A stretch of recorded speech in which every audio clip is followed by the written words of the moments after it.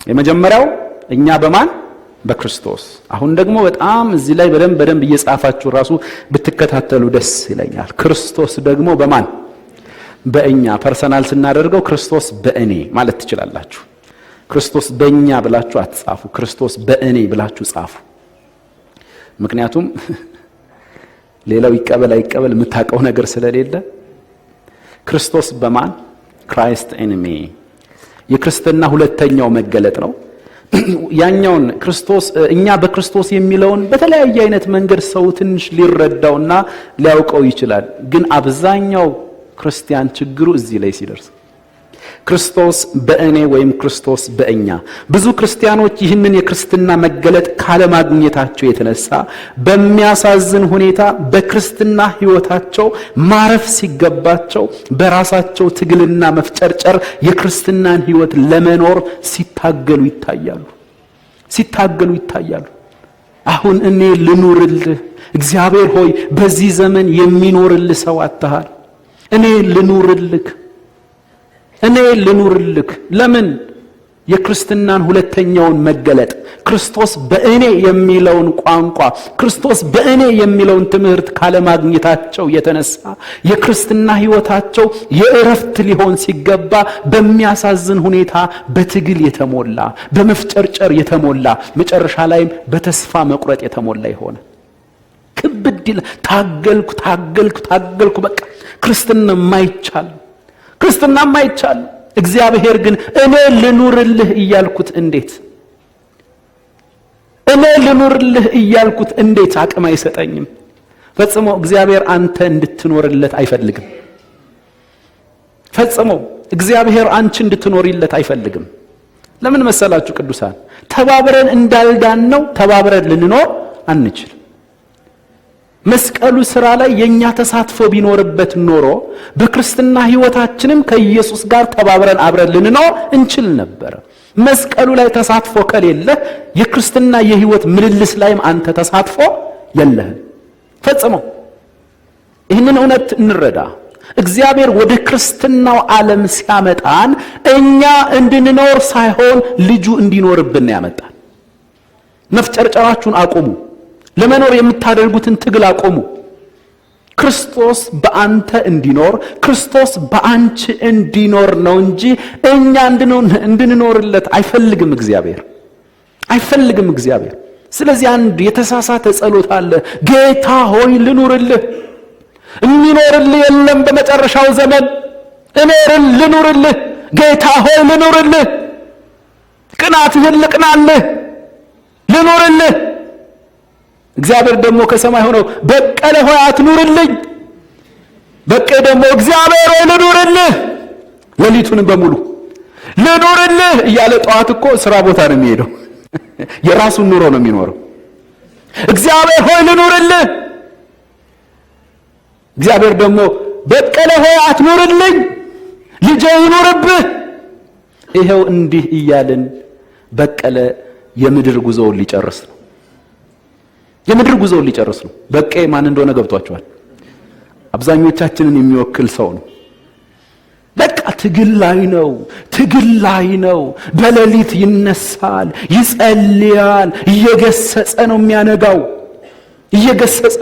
እንዴት ቦሪንግ ይሆን ክርስትና ሃይማኖት መስመር ላይ ከመደብከው ከሃይማኖቶች በላይ በጣም ቦሪንግ የሚሆነው ምንድነው? ክርስትና። ምክንያቱም ኢየሱስ ክርስቶስ እናንተ ሸክም የከበዳችሁ ሁሉ ወደኔ ኑ፣ እኔ ምን እላችኋለሁ? አሳርፋችኋለሁ፣ ቀንበሬንም በላያችሁ ላይ እጭናለሁ። ቀንበሬ ደግሞ ቀሊል ቀንበር፣ ልዝብ ቀንበር ነው። ቀሊል ቀንበር ነው ሲል የጸጋ ቀንበር ከሕግ አንሶ ነው እንዴ? ጸጋ እኮ የሰማያዊው ዓለም የሕይወት ሥርዓት ነው። ጸጋ አይደለም አንተ መላእክቶች እንኳን ሊኖሩት የማይችሉት የሕይወት ሥርዓት ነው። ጸጋ አምላክ ብቻ የሚኖርበት የሕይወት ሥርዓት ነው። ያ የሕይወት ሥርዓት ነው የተሰጠ። አንተ መኖር አትችልም። በአንተ ውስጥ ግን እሱ ስለሚኖረው ነው ቀሊል ቀንበር ያለው ፈጽሞ። ስለዚህ ከትግል ክርስትና ውጡ ቅዱሳን፣ ከመፍጨርጨር ውጡ። ላሳረፈን ነው የጠራን። ረፉ ነው ያለው አይደል? እረፉ እኔም አምላክ እንደሆንኩ እወቁ። እረፉ። ትግል ውስጥ አትግቡ። ወደ እረፍት ነው የተጠራ ነው። እግዚአብሔር ዘፍጥረት ላይ አዳምን ከመፍጠሩ በፊት ለአዳም የሚያስፈልገውን ነገር ምን ብሎለታል? ጨርሶለታል። ባለቀ ነገር ውስጥ ነው ያመጣው።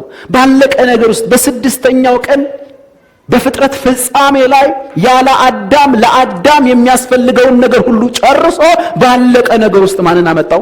አዳምን አመጣው።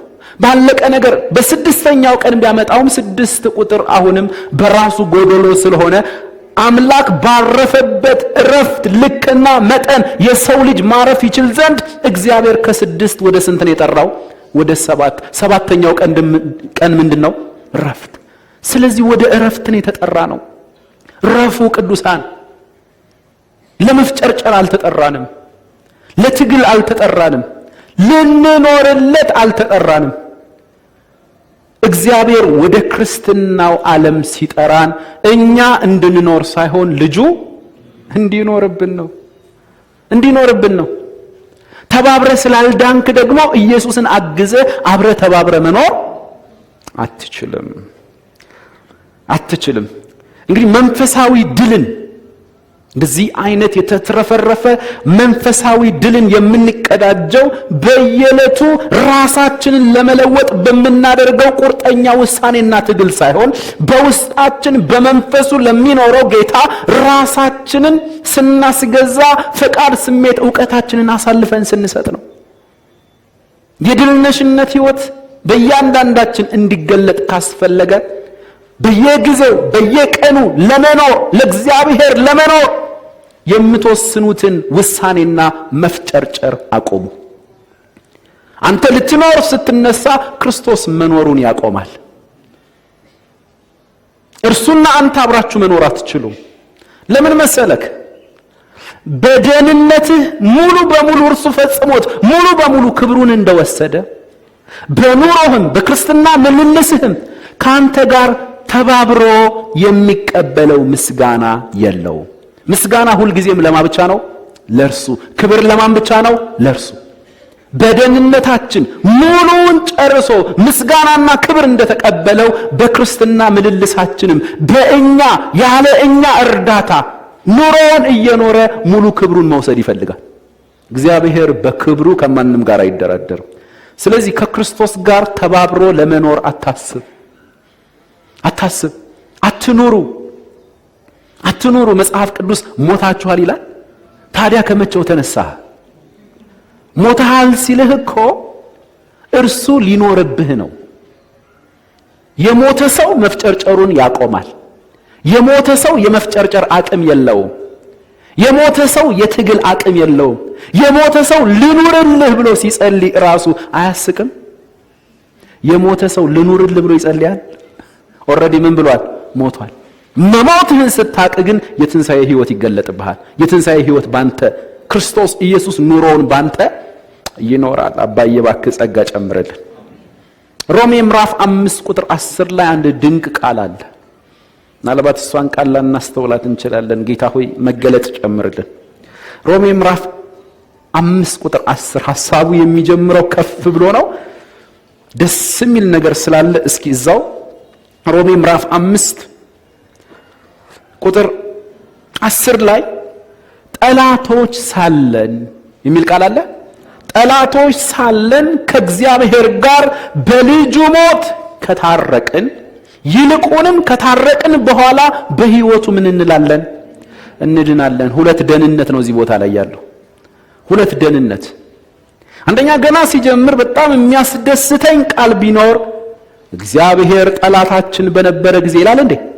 አይልም። እግዚአብሔር የማንም ጠላት አይደለም። ግን እኛ ምኖቹ ነበርን?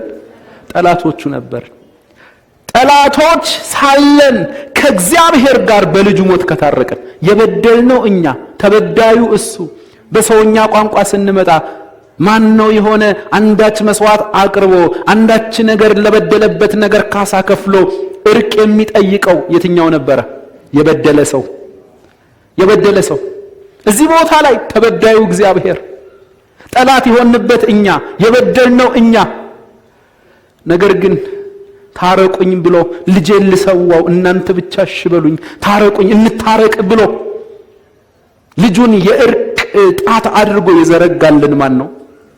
እግዚአብሔር። የተበደለው እርሱ ልታረቃችሁ እኔ ልጄን ልሰዋ ብሎ እርቁ የሆነውን ልጁን የላከልን ማን ነው?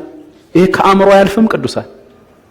የተበደለው እርሱ ጠላቱ ሆነንበት በድለ ነው እኛ የምናቀርበው አንዳች ነገር ስለሌለን ማቅረብም ስለማንችል ከእርሱ ሸሽተን ከብርሃን ይልቅ ጨለማን ከጽድቅ ይልቅ አመፃን ወደን ከእርሱ ርቀን ሄደን በነበርንበት ጊዜ ግን አላስቻለውም። ፍለጋ የጀመረው አሁን የዛሬ 2000 ዓመት ቃል ሥጋ ከሆነ በኋላ አይደለም። አዳም በወደቀበት ቀን ፍለጋ የጀመረ የዛሬ 2000 ዓመት ተሳካለት። አዳም በወደቀበት ቀን ታስታውሱ ከሆነ አዳም የተናገረው ቃል አለ። አዳም ወይ ወዴት አለህ እያለ ምን ሲል ነበር? አዳም ወይ ወዴት አለ? በኤደን ገነት መካከል በኤደን ገነት መካከል ድምጽ ሲመላለስ ሰማውና ፈርቼ ተሸሸኩ። ምን የሚል ድምጽ? የሚመላለስ ድምጽ። ይሄ የሚመላለስ ድምጽ የሆነ ንግግር ብቻ ነው ወይስ አካል ያለው? አካል ያለው ቃል ሥጋ ከመሆኑ በፊት አዳም ወይ ወዴት አለህ እያለ ፍለጋ ጀመረ። ያን ጊዜ ፍለጋ የጀመረ የዛሬ 2000 ዓመት። ምክንያቱም በዛ ሁኔታ ፈጽሞ ከአዳም ከሰው ልጅ ጋር ሊግባባ አልቻለም። ምክንያቱም ፍጥረት ሁሉ ጊዜም የሚስተካከለው በተፈጠረበት መንገድ ነው። ይሆን ተብላ የተፈጠረችው ምድር ስትበላሽ ይሆን ብሎ አስተካከላት። አንተ ግን ይሁን ተብላ አልተፈጠርክም። ሰውን ከምድር አፈር ምን አለው ይላል? አበጀው። ስለዚህ ወርዶ ነው የሰራ። ወርዶ የሰራው ፍጥረት ሲበላሽ ለካ ወርዶ ነው የሚያስተካክለው። ስለዚህ የዛሬ 2000 ዓመት በባህሪው አምላክ ሆኖ ሳለ መተካከልን እንደመቀማት ሳይቆጥር የባሪያን መልክ ይዞ ራሱን አዋርዶ በምስሉ እንደ ሰው ተገኝቶ ዝቅ ብሎ እኛ ሰፈር ድረስ መጣ። ሰው ሆነ፣ በመካከላችን አደረ። ጸጋንና እውነትን ተሞልቶ በመካከላችን መጣ። ወርዶ ስለሰራን ወርዶ የሰራው ፍጥረት ሲበላሽበት ወርዶ አስተካከለው። አቤት እንዴት ድንቅ ነህ! ከአእምሯችን ታለፋለህ። ስለዚህ ጠላቶች ሳለን ከእግዚአብሔር ጋር በልጁ ሞት ምን ካልን? ከታረቅ። አንድ የመጀመሪያው ደህንነት የመጀመሪያው እርቅ ተፈጸመ። ቀጥሎስ ይልቁንም ከታረቅን በኋላ በሕይወቱ ደግሞ ምን እንላለን? እንድናለን። በሞቱ መዳንና በሕይወቱ መዳን አለ። ሁለት ደህንነት። በሞቱ መዳን ምንድን ነው? በኃጢአታችንና በበደላችን ምክንያት ምን ይጠብቀን ነበር? የዘላለም ጥፋት፣ የዘላለም ሞት። እኛ ኖርማል መስሎን በዚያው መንገዳችን እየገሰገስን ባለንበት ሰዓት ላይ ወንጌል፣ የምስራች፣ መልካም ዜና ወደኛ መጣ። መሞት አይጠበቅባችሁም፣ በኃጢአታችሁና በበደላችሁ መሞት አይጠበቅባችሁም። ለምን? እናንተን ወክሎ የሞተ ተገኝቷል። አዎ በኃጢአታችሁና በበደላችሁ ሞት ነው የሚገባችሁ፣ ጥፋት ነው የሚገባችሁ። ከፍጥረታችን የቁጣ ልጆች ሆነናል። በኃጢአታችንና በበደላችን ሙታን ነን። የእግዚአብሔር ፍርድ፣ የእግዚአብሔር ቁጣ ከፊት ለፊት እየጠበቀን ነው። ነገር ግን ሳታማክሩት ጠላቶቹ ሆናችሁ ሳላችሁ በልጁ ሞት ሊታረቃችሁ ፈልጎ ልጁ እንዲሞት ያደረጋለ። ኢየሱስ ደግሞ ነፍሱን ስለ ወዳጆቹ አሳልፎ ከመስጠት የበለጠ ፍቅር ለማንም የለውም ብሎ እናንተን ወክሎ የሞተላችሁ ክፍል አለ። ማን ነው እሱ? አናቀውም እኮ። እሱ ግን ያቀህ ነበር ከዘላለም ዘመናት በፊት። አራማ ክሬው አላቀም። አረ ለርሱ ምንም አይነት ፊሊንግ አልነበረኝም። ማን እንደሆነ እንኳን አላቀው። ፍቅር ልሰጠውም አልችልም።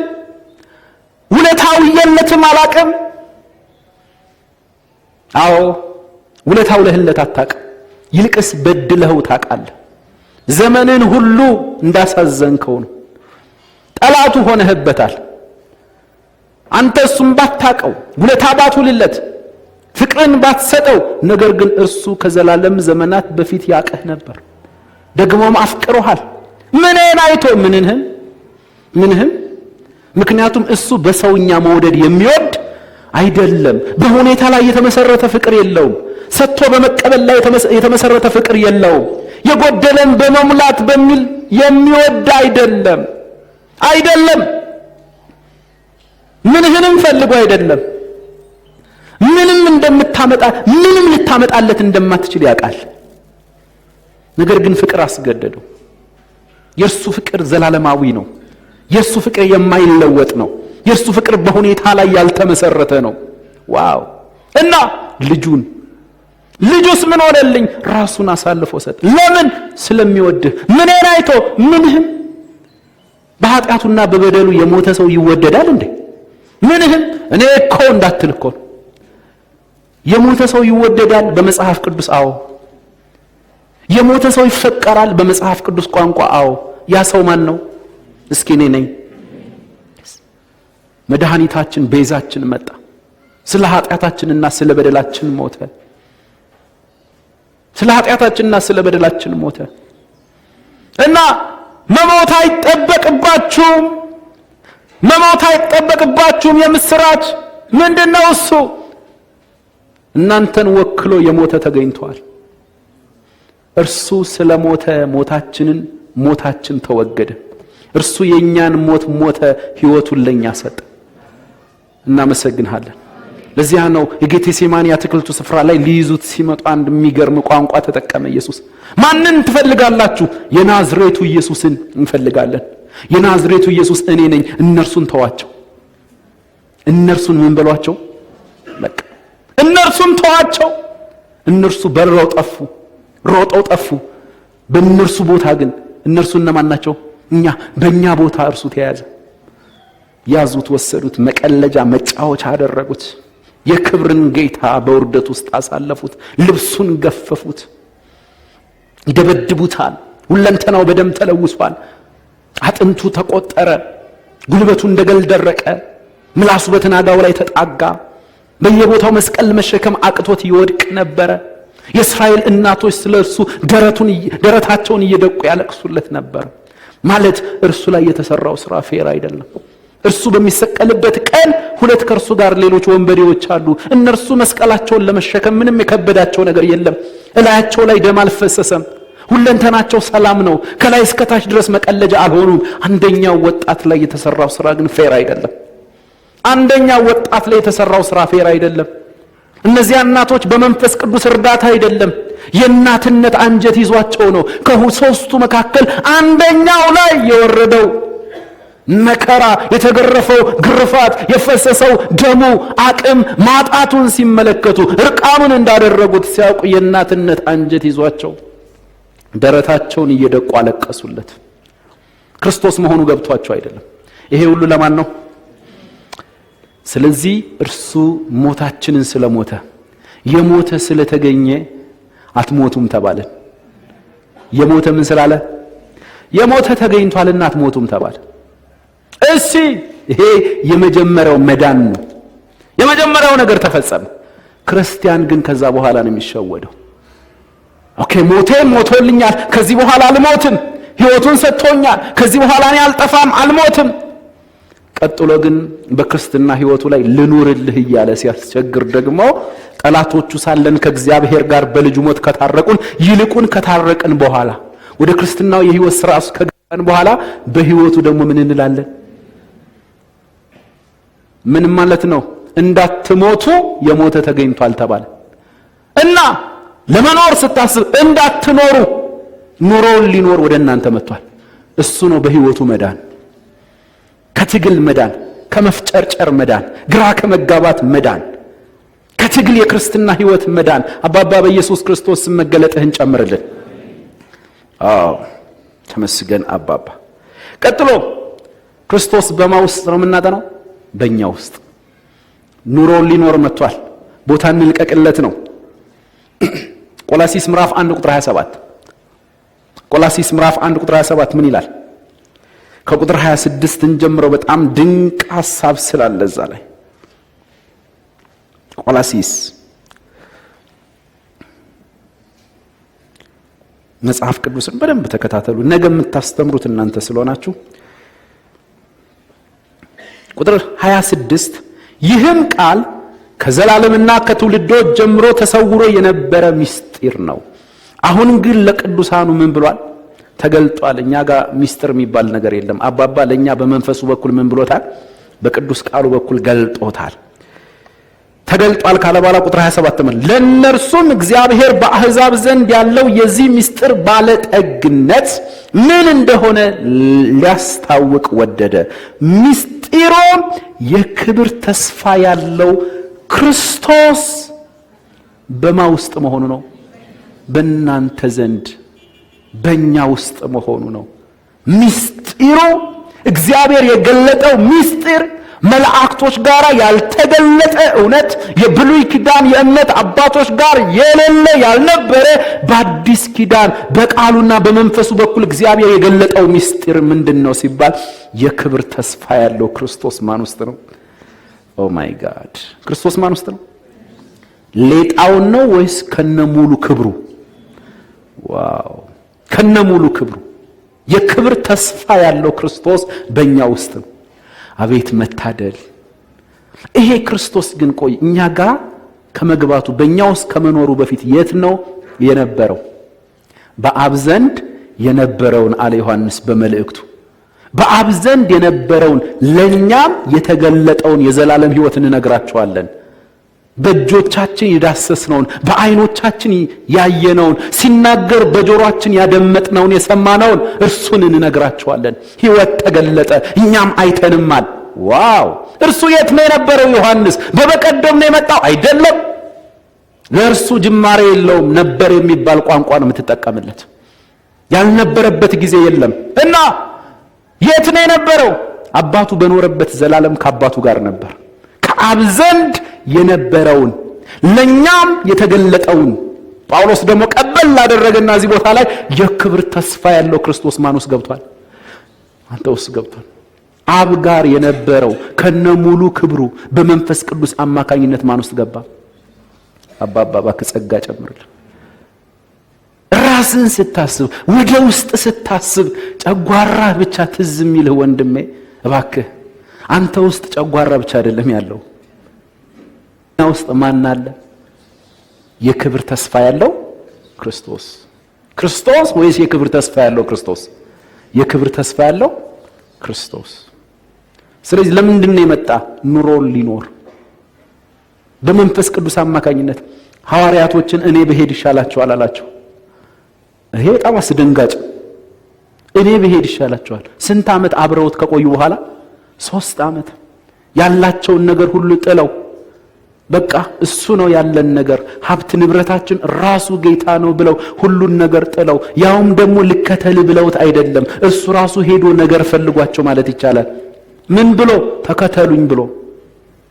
ተከተሉኝ። እሺ ልትቋቋም በማትችለው ጸጋ ነው ተከተለኛ አለ። አለመከተል አትችልም። አንተ ራስህ ግን ልከተልህ ብለህ ስትመጣ የመለሰው ሰው አለ። የመለሰው ሰው አለ። ወደህ አትከተለውም። ወዶ ልትቋቋመው በማትችለው ጸጋ ከመጣ ግን ራስህን የምታገኘው እሱን እየተከተልክ ነው። እሱን እየተከተልክ ነው። ዋው! እና ተከተሉኝ ብሎ ከኑሯቸው ለይቷቸው፣ ከቢዝነሳቸው ለይቷቸው እርሱን ብቻ እየተከተሉ ሲያስተምር እየተማሩ ከሕዝቡ ጋር አብረው ተምረው ምሽት ላይ ደግሞ ያንን ትምህርት እያብራራላቸው አብረው እያደሩ አብረው እየዋሉ አብረው እየበሉ አብረው እየጠጡ ለስንት ዓመት? ለ3 ዓመት ከሃይማኖተኛው ዓለም የሚመጣባቸውን ከባድ ጥያቄ እየመለሰላቸው እርሱን ተማምነው ሲያጠፉ እርሱ ኋላ ሄደው እንትን ይላሉ። እርሱ በቃል ነገሮችን ሁሉ ያስተካክላል። ነገራቸው ሁሉ እርሱ ነው። የሚመኩት በእርሱ ነው። ቢዝነሳቸውን ለእርሱ ብለው ጥለዋል። ኑሯቸውን አቋርጠው ኑሯችን ብለው ተከትለውታል። እንደዚህ አይነት ጌታ፣ የሚወደድ ጌታ አብረኸው አጥዋል። አብረኸው ከዋልክ ኢየሱስ እየገባ ሲመጣ ከማህበረሰቡ ከእናት ከአባት ከጓደኞች ብቻ አይደለም የሚለይ፣ ከራስህም ይለይሃል። ከጓደኞች ከእናት ከአባት ከእህት ከወንድሞች ጋር ብቻ አይደለም የሚያጣላ፣ ከራስህም ጋር ያቆራርጠሃል። የእርሱ ብቻ እንድትሆን ነው የሚፈልገው። የእርሱ ብቻ እንድትሆን ይፈልጋል። እንደዚህ ተከትለውት 3 ዓመት ሙሉ አብረውት እየተጓዙ አንድ ቀን ምሽት ላይ ያስተማረው ትምህርት ላይ ግን በጣም አስደንጋጭ ነገር ተናገረ። እኔ ብሄድ ልሄድ ይገባኛል። ምን ማለት ነው? በጣም ከፍቷቸዋል። ባይዘው በጣም አዘኑ።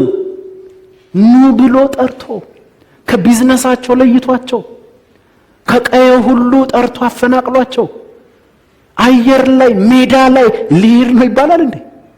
ከባድ ነው። ለነ ፒተር በጣም ከባድ ነው። በእነርሱ ቦታ ውስጥ ራሳችሁ የምታስገቡ ከባድ ነው። ያውን 3 ወር አይደለም 3 ዓመት ሙሉ ነው። ብሄድ ይሻላችኋል። ለሄድ ነው ብሎ ነገር የለም። ጀምራል ነገር ፈልገህ ምን ትለናለህ? ታስጨርሰናለህ። ለሄድ ነው ብሎ ነገር የለም። አይ ኖ እኔ ብሄድ ይሻላችኋል። ዋው ለካ በደንብ ሲገባን መሄዱ ጥሩ ነው። አለበለዚያ በስጋ ተወስኖ ነው ያለው። ካንተ ጋር ይውላል እንጂ ባንተ ውስጥ መግባት አይችልም። ምናልባት ካንተ ጋር አብሮ እየተጫወተ ባለበት ሰዓት ላይ ደክሞት ሊተኛ ይችላል። ማዕበል ሲመጣ የግድ ምን ልትለው ነው? ልትቀሰቅሰው ነው። አልዓዛር ሲሞት የግድ የ4 ቀን መንገድ ሊመጣ ነው። በ4ኛው ቀን ነው የሚደርስልህ። ቶሎ አይደርስልህም። ግን እኔ ብሄድ ይሻላችኋል ሲል ሊለየን ፈልጎ ሳይሆን አመጣጡን በጣም ሊያሳምረው ነው። ከጎናቸው በመካከላቸው ነው የነበረው። አሁን ግን እርሱ ከሄደ በመንፈስ ቅዱስ አማካኝነት በእያንዳንዱ ውስጥ ሊገባ በአማኞች ውስጥ ሊኖር ነው። 24 ሰዓት ሙሉ ከኛ ጋር ሊኖር ነው። ላይለየን ሊኖር ነው። ላይተኛ ሊኖር ነው። ድንገት 4 ቀን አይፈጅበትም። አልዓዛር ታሟል ሲባል እዚያው የታመመበት ቦታ ላይ አለ። በአልዓዛር ውስጥ አለ። ስሙ ይባረክ። ለካ እየሄደ አይደለም፣ አመጣጡን እያሳመረ ነው። ዋው! በመንፈስ ቅዱስ አማካኝነት ማን ውስጥ ነው ያለው? እኛ ውስጥ። አሁን ኢየሱስን ከሆነ ቦታ አስጠርታ አታመጣውም። አልዓዛር ቢሞት ባንተ ውስጥ ነው ያለው። ምናልባት አልዓዛር አማኝ ከሆነ በአልዓዛር ውስጥ ነው ያለው። አሁን ሌሊት ላይ ተነስተ ከሆነ ቦታ ይኖር ይሆን? ጸሎቴን ላይሰማ አይችልም አትልም። በማን ውስጥ ነው? ባንተ ውስጥ ነው። ባንደበት ጭራሽ ጸሎት ያስቀምጣል። ባንደበት ምስጋናን ይጨምርልሃል። ሌሊት ላይ ተነስተ ተባርከዋለህ፣ እንደገና ታመሰግነዋለህ፣ ትዘምርለታለህ። እንዴት መታደል! ዋው! ክርስትና ጣፋጭ ክርስትና ክርስቶስ ነው። እርሱ የሚኖረው ኑሮ ነው። ዋው አባባ! ቀጥሎ ኤፌሶን ምዕራፍ 3 ቁጥር 16 እስከ 17 ሐዋርያው ጳውሎስ ለኤፌሶን ክርስቲያኖች ከጸለየው ጸሎት ሁለተኛው ጸሎት ነው። አንደኛው ጸሎት ምዕራፍ 1 ከቁጥር 15 በኋላ ነው ያለው። ሁለተኛው ጸሎት ደግሞ እዚህ ቦታ ላይ ነው ያለው። እንዲህ ብሎ ጸለየላቸው። ኤፌሶን ምዕራፍ 3 ከቁጥር 16 ጀምሮ እስከ 17 በእግዚአብሔር መንፈስ በመንፈሱ በውስጥ ሰውነታችሁ በኃይል ምን እንድትጠነክሩ። ሰው ስፖርት ጂም ይሰራል በውስጥ ሰውነቱ ወይስ በውጭው ለመጠንከር? በውጭው ለመጠንከር ጥሩ ነው። እርሱ ለጥቂት ጊዜ ይጠቅማል ብሏል ጳውሎስ ለጢሞቴዎስ። ስፖርት ለጥቂት ጊዜ ምን ይላል? ይጠቅማል። ግን እኛ ውጫችን ላይ ብቻ ፎከስ የምናደርግ አይደለም። ውስጥንም ማጠንከር፣ በመንፈሱ ማጠንከር፣ እግዚአብሔርን መምሰል ማለማመድ። ያን ጊዜ የውስጠኛው ሰውነት ምን ይላል? ይጠነክራል። ግን በጥረታችን ሳይሆን በመንፈሱ በውስጥ ሰውነታችሁ በኃይል እንድትጠነክሩ። ቀጥሎስ ክርስቶስም በልባችሁ ማለት በፈቃድ በስሜት በእውቀታችሁ ደግሞ በእምነት እንዲኖር እንደ ክብሩ ባለጠግነት መጠን ምን ይበላችሁ? ይስጣችሁ። ክርስቶስ በእምነት በልባችሁ እንዲኖር። ስለዚህ ኢየሱስ ኑሮውን ሊኖር ነው የመጣው ወደኛ። ሰማይን በእኛ ሊገልጥ መጥቷል። የሰማይን የሕይወት ሥርዓት በእኛ ሊገልጥ መጥቷል።